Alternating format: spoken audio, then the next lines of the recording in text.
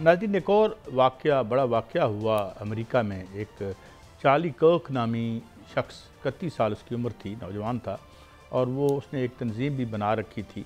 और बड़ा pro Israel और प्रो ट्रंप भी था। तो यूटा में एक जगह किसी दरसगाह में वो अपना तकरीर बेच कर रहा था, तो वहाँ पे किसी ने उसको गोली मारकर हलाक कर दिया। मैं इससे पहले थोड़ा सा चीज़ों को पर्सपेक्टिव में रखने के लिए आपको ये भी बता दूं, आपको याद होगा कि अमेरिका में ही 2 इजरायली डिप्लोमेट, मर्द और औरत, गालबन वो फयांसी थे या कुछ थे, मगर दोनों काम कर रहे थे इजरायली एम्बेसी के लिए, तो उनको गोली मारकर हलाक कर दिया गया था। तो ये जो एक बढ़ती हुई नफ़रत है और जिस तरीके से इजराइल पूरी दुनिया में गुंडागर्दी कर रहा है, ख़ुद अमेरिका बहादुर में, और इवन हमने इजराइल में भी देखा कि बहुत से लोगों ने वहाँ पे जलसे जुलूस किए और नेतन्याहू को कंडेम किया, लेकिन बहरहाल कब्ज़ा है वहाँ पे इशराफिया का, जहाँ जिस तरह हर जगह इशराफिया का कब्ज़ा है। तो ये एक बड़ा वाक़े की, और फिर इस पे बड़ा सख्त एक्शन लेने की बात की है उन्होंने। और ये भी आप याद रखिएगा कि एक सेंटीमीटर के 100वें हिस्से से बच गए थे। उनका जो रिफ्लेक्स एक्शन था जब गोली चली, ट्रंप साहब जो अपनी एक इलेक्ट्रल या इलेक्शन रैली में तकरीर कर रहे थे, तो वो एक बड़ी गुड लक थी, वरना बिल्कुल निशाना जो है किसी ने उनके सर के ही ले रखा था। मियां साहब, ये एक I think we have stepped into a very एक वोलाटाइल दुनिया में हमने कदम रख दिया है। सियासत के एतबार से देख लें, दुनिया में उठती हुई तहरीकों के एतबार से देख लें, या हम ये जो मुल्कों के अंदर, अमेरिका के अंदर वायलेंस को देख लें, तो इस वाक़े को भी बड़ा अहम लिया जा रहा है। और अब यूँ लगता है कि जैसे अमेरिका में जो पॉलिटिकल पोलराइजेशन है, अब इसमें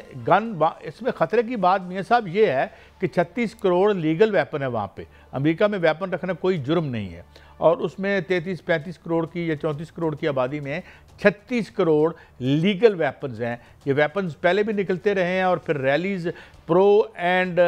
ट्रंप अगेंस्ट ट्रंप निकलती रही हैं। तो मियां साहब, ये वाक़या, ये बस इसे यूँ समझा जा रहा है कि ये प्रिकर्सर है कि इसके बाद खुदा न खास्ता, गॉड फॉरबिड, ऐसे और बहुत से वाक़यात हो सकते हैं, या ट्रंप साहब जो हैं वो क्रैक डाउन पहले ही कर रहे हैं इमिग्रेंट्स पर, वो उन लोगों पर जिनकी चमड़ी सफ़ेद नहीं है, या जो ना इमिग्रेंट्स, इवन जो इमिग्रेंट्स हैं, लीगल इमिग्रेंट्स हैं, वो कहते हैं हम आपके पासपोर्ट भी ले लेंगे, आपके शनाख्ती वो क्या आता है ग्रीन कार्ड भी ले लेंगे। तो मेरे ख्याल में अमेरिका की सोसाइटी तेज़ी से पोलराइज हो रही है। आपने इस वाक़े को कैसे देखा और इसको क्या पढ़ा इसके बारे में मियां साहब? देखिए कायद साहब, जो अमेरिका है उसमें गोली मारना, गोली चलाना, असला रखना कोई आम सी बात है, कोई मसला नहीं है। वहाँ पर जो है वो खाना जंगी की सूरत हाल है, वहाँ पर कोई भी गोली मार के किसी को मार देता है। आप देखें वाक़यात कैसे होते हैं कि किसी बिल्डिंग में कोई गन लेके चला जाता है और वहाँ पर गोलियाँ मार के लोगों को मार दिया जाता है। स्कूल में जो है, वहाँ पर स्कूलों में जो है वो कत्लेआम किया जाता है, और कहीं भी जो है फायरिंग करके किसी को भी मार दिया जाता है, उसमें ये आम सी बात है। लेकिन ये जो मकतूल हैं, जो कि ट्रंप के बहुत करीबी साथी हैं, ये भी इसी तरह के ख्यालात रखते थे, और ये समझते थे कि गन रखना जो है वो सबसे बेहतर है, और इससे बंदा महफूज रहता है, मुआशरा महफूज रहता है, और ये कत्लेआम पर जो है वो यकीन भी रखते थे। ये एक बात। दूसरी बात, जो नफ़रत की बात की आपने, ये इज़राइल जो प्रो इज़राइल थे, और ये नफ़रत हो सकती है, इसी नफ़रत में उनको कत्ल किया गया हो, लेकिन एक चीज़ को मद्देनज़र रखना चाहिए कि ये वो शख्स है जो भारत के और भारतीयों के बहुत ख़िलाफ़ था। ये ट्रंप बाकायदा तौर पर एक मुतालबा करता था कि भारतीयों को अमेरिका से निकाला जाए और वहाँ से फौरी तौर पर उनको बेदखल किया जाए। मुमकिन है कि भारतीय लाबी जो है वो इस कत्ल के पीछे हों, और बिल्कुल इसको जो है वो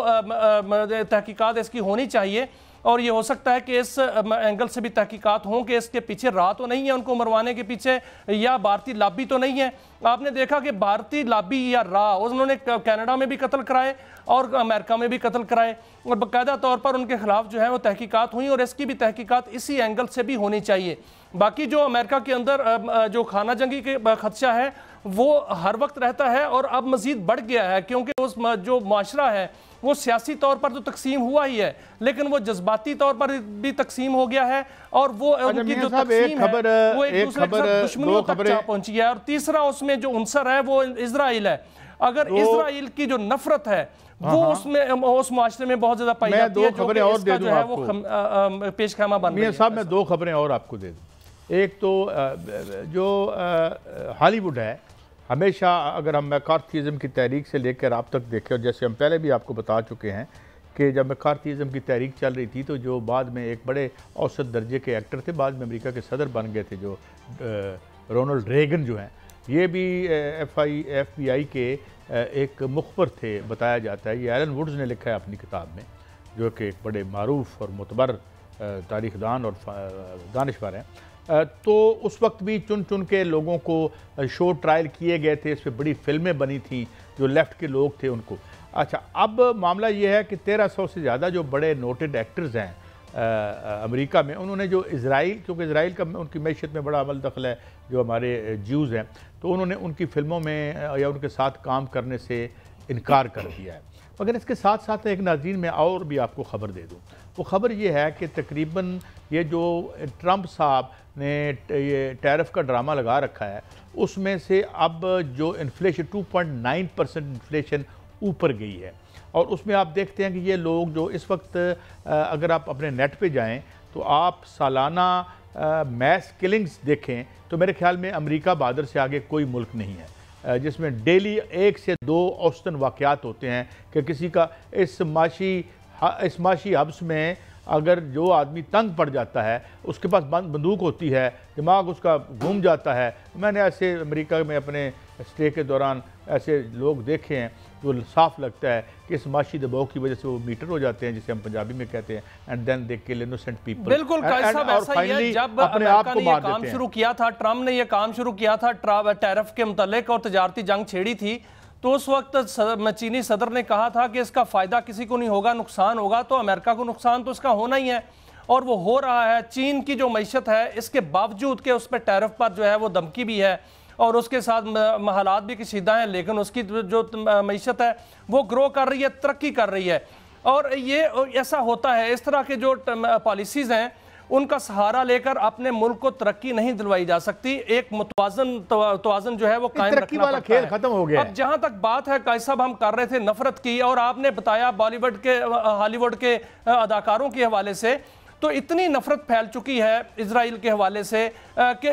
جو اسرائیلی مصنوعات ہیں وہ اس کا بائیکاٹ باقاعدہ طور پر اتنا زبردست کیا جا رہا ہے، پاکستان کے اندر بھی کیا جا رہا ہے اور پوری دنیا میں کیا جا رہا ہے، کہ وہاں پر ان کی معیشت ہل کر رہ گئی ہے، بلکہ تباہ ہونے کے دانے پر ہے۔ لیکن اس کے باوجود وہ نیتن یاہو جو ہے وہ اس کو اپنا روحانی مشن کہتا ہے، اس کو سنجیدگی کے ساتھ جو ہے مسلم امہ کو لینا چاہیے کہ اس کے باوجود جو ہے وہ اپنی اس کی معیشت جو ہے وہ تباہ ہو رہی ہے، لیکن اس کی طرف وہ جا رہا ہے اور اس کا ہاتھ جو ہے روکنے کے سوا کوئی اور چارہ نہیں ہے۔ دیکھیں میاں صاحب، بات یہ ہے کہ ایک ایسا فرینکنسٹائن ہے اب امریکہ، وہ اتنا پھیل چکا ہے اور اس کا اوور سٹریچ اتنا ہو چکا ہے کہ اس کو گھمانا، اس کے ایک تو پہلی بات یہ ہے کہ امریکہ کا جو سب سے بڑا ڈس ایڈوانٹیج ہے وہ یہ ہے کہ وہ جو مارکیٹ فورسز ہیں وہ اس کو رن کرتی ہیں۔ امریکہ میں، چائنا میں بھی یہی ہے، مگر market forces under the communist party of China ہیں، جو ایک فرق ہے ان کا۔ اور دوسرا یہ ہے کہ چائنا میں انوویشن کی اور موبیلٹی کی بہت زیادہ ایک ہے، اس میں گنجائش ہے، وہ تبدیل کر سکتا ہے۔ یہ اب اپنے آپ کو تبدیل نہیں کر سکتے۔ یہ آپ دیکھ رہے ہیں خبر، Chinese trait is thriving despite America's attacks. اچھا، اب یہ اکانومسٹ ہے، یہ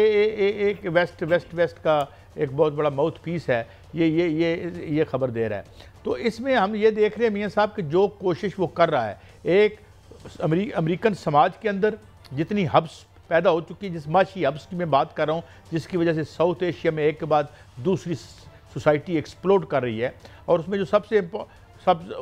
سب سے جو امپورٹنٹ بات ہے وہ یہ ہے میاں صاحب، آپ نے غور کیا،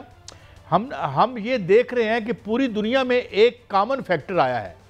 جہاں فرانس دیکھ لیں آپ، یو کے میں کسی حد تک چلیں، کہہ سکتے ہیں کہ سابقہ پارٹیوں کے لیڈر تھے، عوام جہاں جہاں پر کوئی رد عمل کر رہی ہے وہ پولیٹیکل سٹرکچر سے بغاوت کر رہی ہے. کوئی پولیٹیکل لیڈر وہاں نظر ہی نہیں آتا.